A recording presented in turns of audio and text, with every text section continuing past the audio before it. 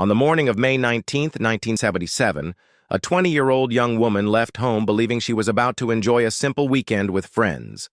Colleen Stan was adventurous, confident, and used to traveling by hitchhiking, something that, at the time, still seemed harmless to many.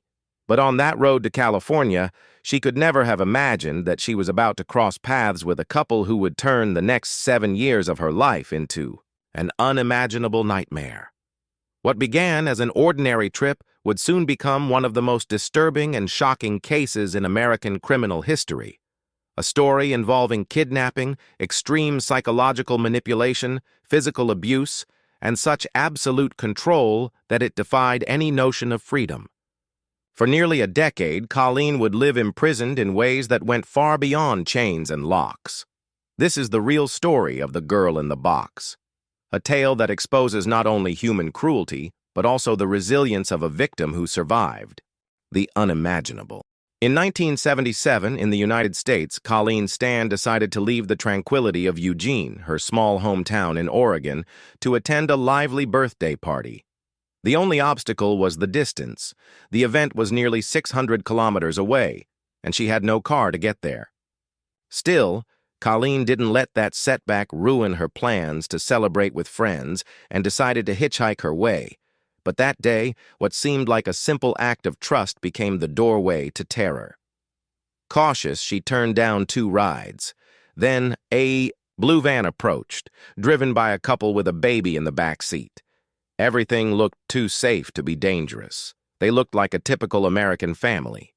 That's when she let her guard down and stepped into the van.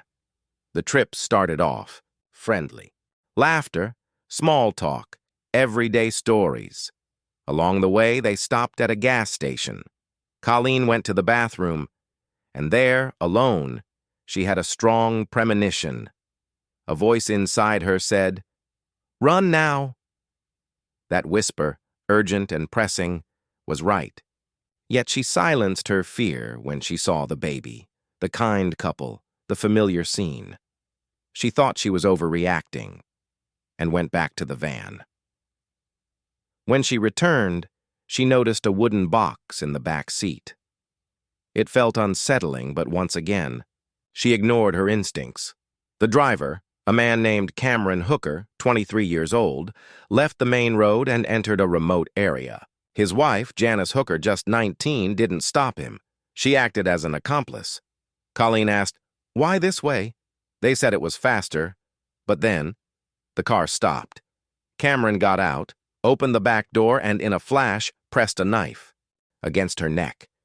She had no time to react. Within seconds, the young woman was overpowered, forced to put her head inside that wooden box, a custom-built trap of acoustic, sensory, and emotional terror.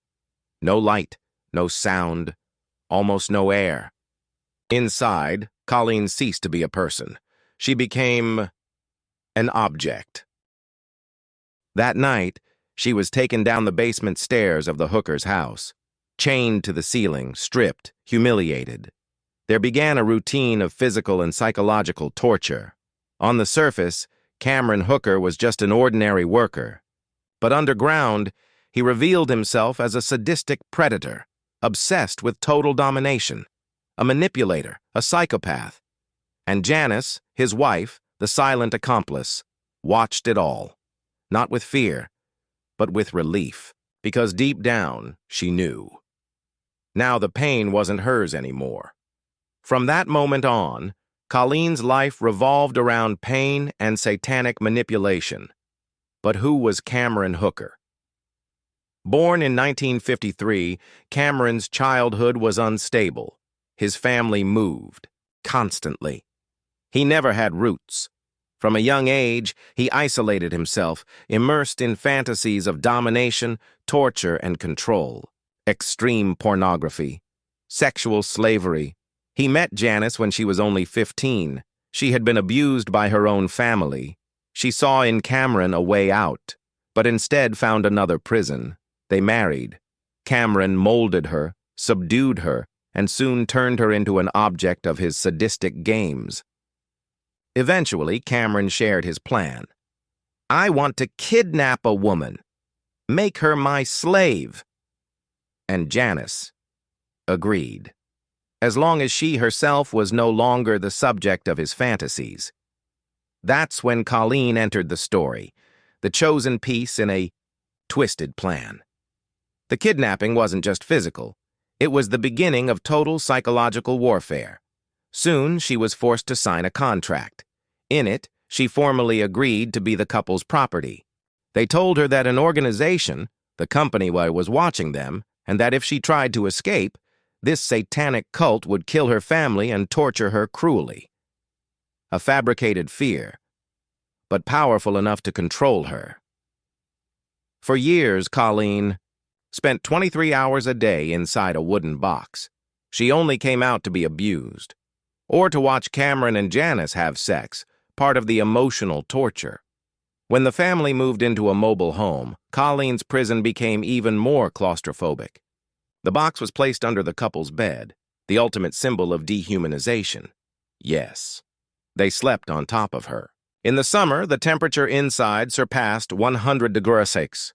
Colleen sweated, fainted, but didn't scream. She believed monsters were waiting outside, that the world had forgotten she existed. Still, she obeyed. She cleaned the house, took care of the children. She was rewarded with small freedoms. Cameron began trusting her. Sometimes he even left her alone at home with the phone and the door unlocked, but she didn't run. The fear of the company was stronger than reality. The brainwashing was complete. 2 years later, Cameron allowed her to visit her family. She went, arrived skinny in dirty clothes with empty eyes. She said she was fine, said she had found a new faith, a new life. Her family hesitated but preferred that small glimpse over losing her forever. Cameron went along, introduced himself as her boyfriend, even posed for pictures. Her family found it strange. They began to suspect she was involved in some cult. Still, they didn't act. They feared pushing her would make her disappear for good. After the visit, Cameron lost trust again. Colleen was once more confined 23 hours a day inside the box. Her moments outside were spent caring for the couple's children. She was treated like a servant, but not like a human being. The box was her cell, her punishment, her new identity. She still believed that if she left, her entire family would be slaughtered. In 1983, something shifted. Cameron allowed Colleen to get a job as a hotel maid. He trusted her again. But then Janice began to feel uneasy. Cameron talked about making Colleen his second wife, building a new family, having more children.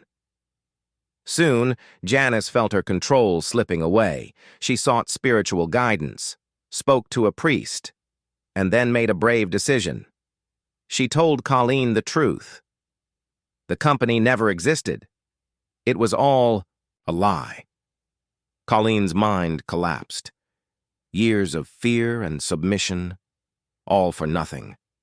She took a bus, called Cameron and said she was leaving. He cried, begged, but she left.